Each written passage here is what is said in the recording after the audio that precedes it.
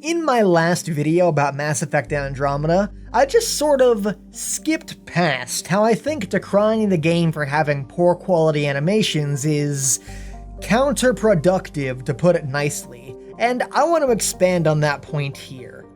Now, the thing that really gets my goat about this stupid fucking controversy is that the game has so many other flaws far more worthy of discussion.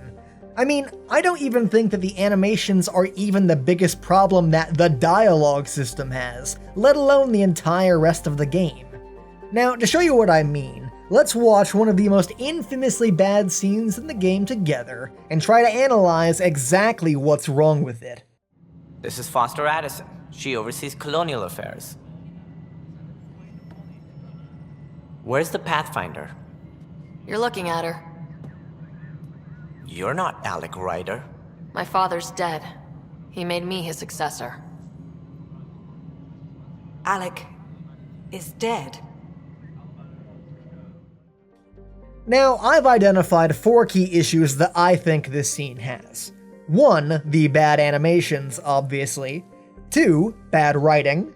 3, bad voice acting. And 4, bad line timing. And of those issues, I honestly think the bad animations are the least worthy of being mentioned. Like, if I were to list these in order of priority, what I would have the devs fix in what order while holding a gun to their heads, it would look more like this. So let's address those points in order. Now, one thing you have to understand is that bad voice acting is very rarely the fault of the voice actors themselves, but more so of the direction they've been given. Despite what people like Donkey think, even a team of unknowns can still deliver great performances so long as they have good direction.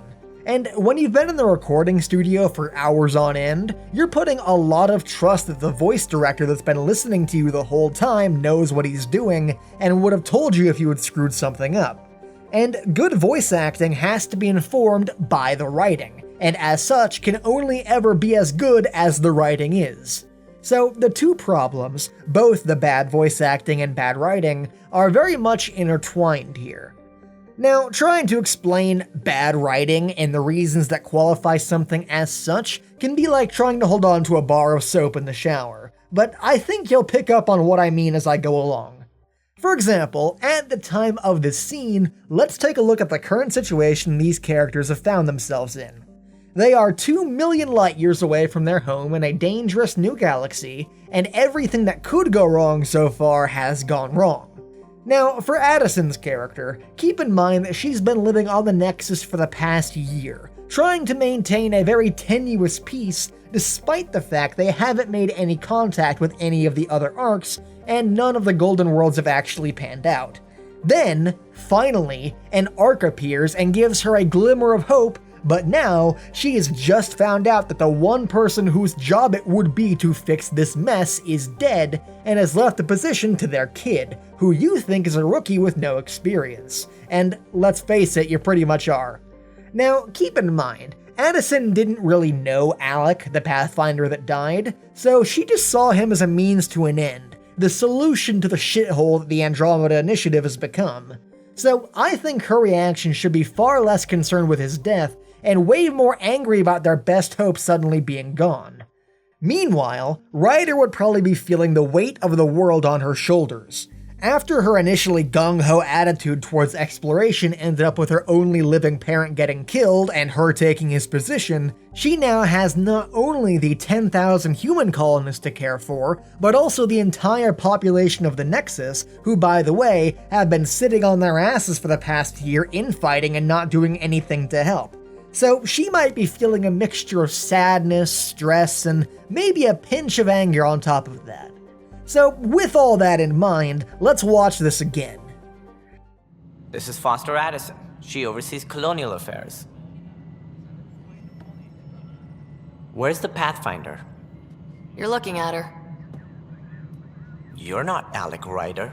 My father's dead. He made me his successor. Alec is dead.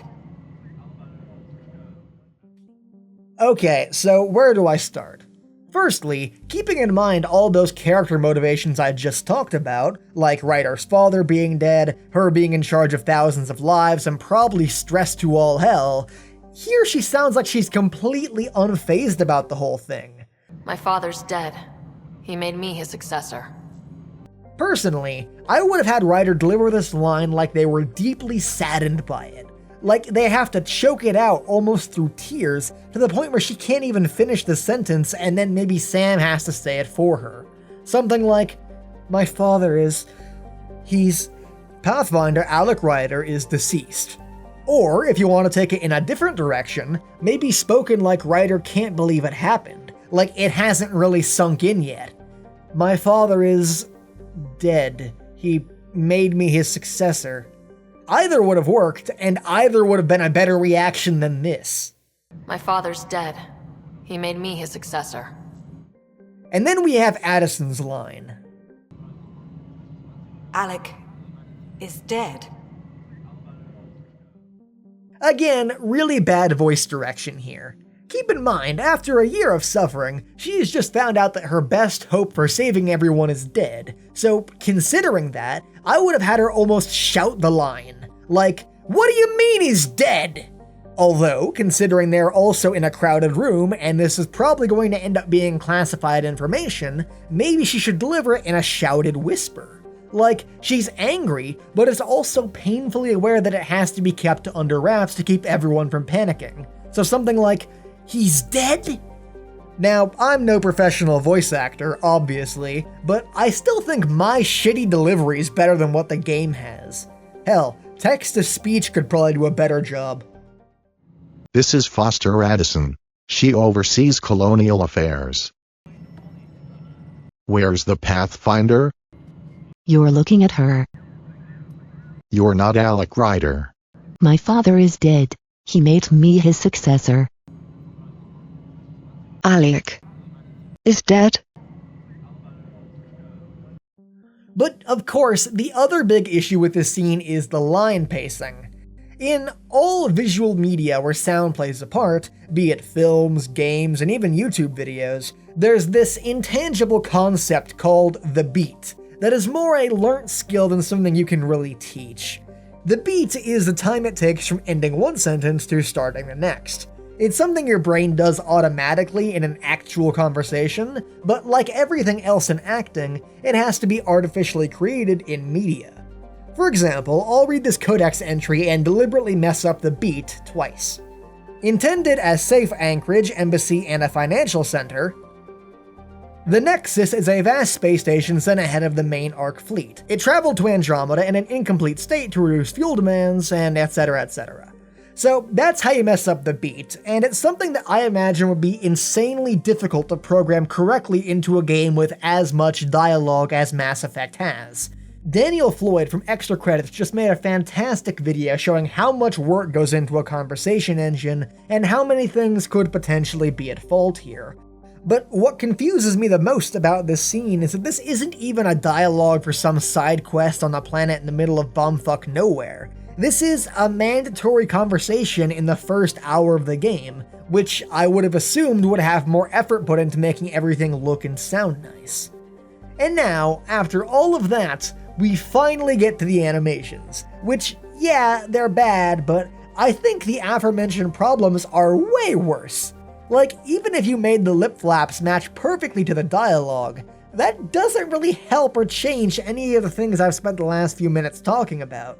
I mean, this is what dialogue looks like coming from a character in the original Deus Ex, and the lack of 100% realistic lip movements does not in any way detract from my enjoyment of the game. Because despite the bad animations, the game still had fantastic writing and mostly okay voice acting to fall back on. Mostly. I spill my drink. Hell, even in Andromeda, I stopped noticing the animations after a few hours of playing it, and I'm sure the same thing happened to pretty much everyone else. So let's put it like this. A year from now, when you mention Mass Effect Andromeda to me, my mind will probably flash to how awful the conversations were, but not because of the animations. It'll have been because the writing and delivery of almost every line in the game is awful, and I think spending all of their time focusing in on this ultimately inconsequential issue is one of the most idiotic things I've seen the gaming press do in a while, and that's saying something. This game has real problems, stuff that needs to be addressed so that it's not repeated, and laser focusing in on this, of all things, it makes my face tired. Hey everyone, do you want to hear more about why Andromeda sucks? What a stupid question, of course you do! Well, go check out my previous video, Mass Defect, linked below. You can also follow me on Twitter @ThatSciGuy, and subscribe to my second channel, SciLive, for only the finest quality shitpost and nuzlocks. And finally, I want to give a special thank you to some of my wonderful Patreon patrons, including Isaiah Christo, Sawsbucky, Forgotten Paladin, Killy, Ludwig, Mageline, Mythnut, and an account that I made to donate to myself to pretend I have more fans, for all their support. Thank you all for watching, and I'll see you guys next time. Later.